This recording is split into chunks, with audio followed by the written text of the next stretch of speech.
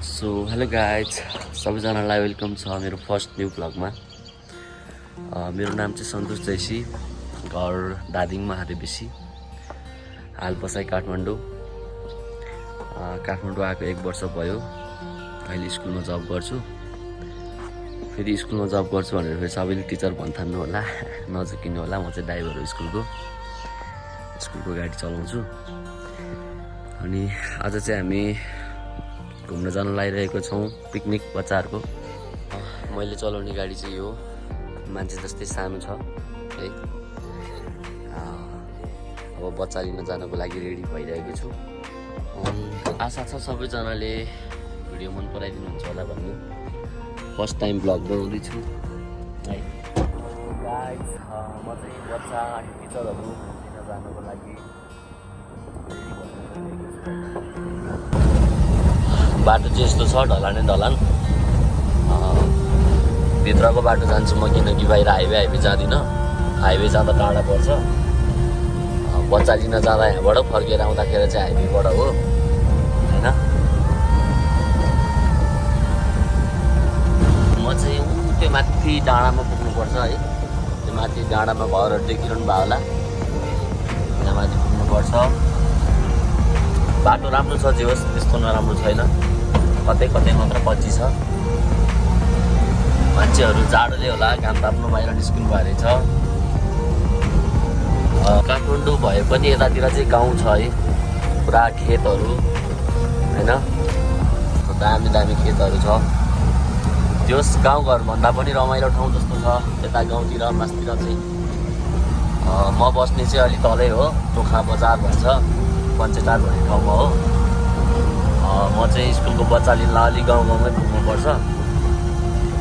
अनि आजको कर्ण भन्ने ठाउँमा जाने भन्ने कुरा भएको छ, पिकनिक बच्चाहरूको। सो त्यही भएर उनीहरूलाई लिन गइरहेको छु। बोल्दा बोल्दै म चाहिँ गाउँमै आइसकेँ होइन। जाडो अलिक बढी छ, घाम लागिरहेको छ। अहिले चाहिँ अलिक तातिएको छु। यहाँबाट बजार चाहिँ दामी देखिन्छ चाहिँ, तर अहिले चाहिँ हुस्सुहरू लागिरहेछ होइन। यस्तो खतरा भ्यू छ कि होइन यो ठाउँमा, बबालै छ कि। प्रायः मान्छेहरू घुम्न पनि आउँछन्। अहिले चाहिँ हुस्सु लागेको कारणले त्यस्तो केही देखेको छैन है। म तपाईँलाई हुस्सु नलागेको बेला देखाउँला पछि, केही छैन। अब म चाहिँ यहाँनिरबाट फर्किन्छु। यहाँनिर एकजना बच्चा एकजना म्याम हुनुहुन्छ होइन।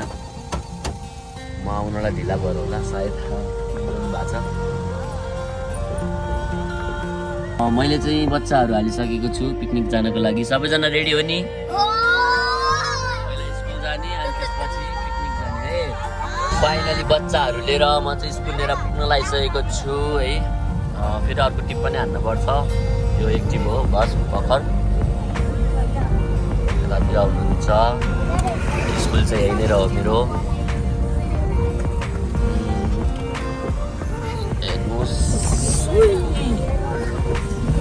ठुलो भ्यान आएको छैन है, क्या हो यहाँ आइसकेको रहेछ। सबजना जम्मा हुनु भइसकेको रहेछ म्यामहरू यतातिर। हेलो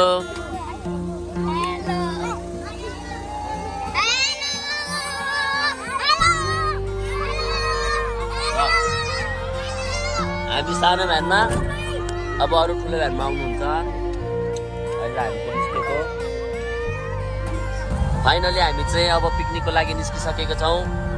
यतातिर म्याम हुनुहुन्छ, पछाडि म्याम बच्चा सबैजना हुनुहुन्छ। पछाडि अब ठुलो भ्यान आउँदैछ। अब हामी चाहिँ लगभग गन्तव्यमा पुग्न लागिसक्यौँ। यहाँ चाहिँ के मन्दिर हो म्याम? यो के मन्दिर भन्छ यसलाई?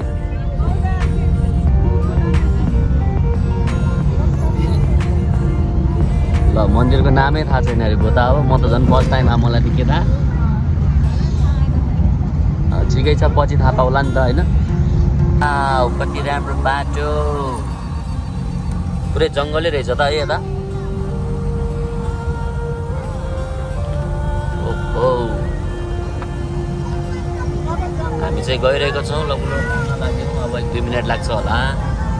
यता चाहिँ सहर खतरा देखिन्छ है, बवाल देखिन्छ।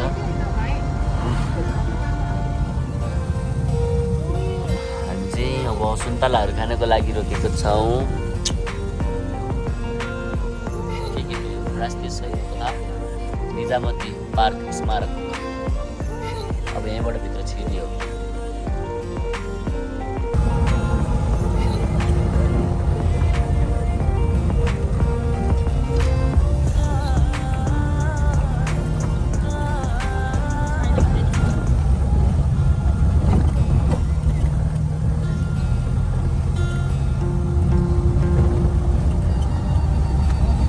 फाइनली अरू मान्छेहरू चाहिँ यता आएर बसिसक्नु भएको रहेछ। हाम्रो ठुलो भ्यान यता छ, हामी पनि आइपुग्यौँ। अब हाम्रो गाडी चाहिँ यहाँनिर भित्र घुसारेर राखिदिन्छु म यतिकोमा है। फाइनली पुग्यो।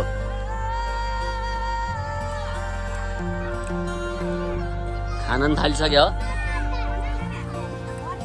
ल हेर। यतातिर चाहिँ बच्चाहरूलाई खानपिनको व्यवस्था गरेर अनि नचाइरहेको छन्। त्यता चाहिँ खाने व्यवस्था भइरहेको छ।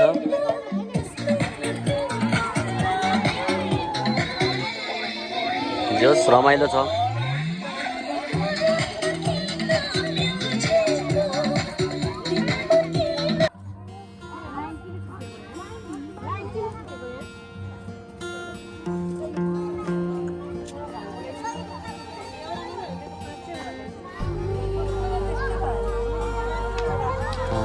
अब हामी चाहिँ घर जान लागिरहेको छौँ।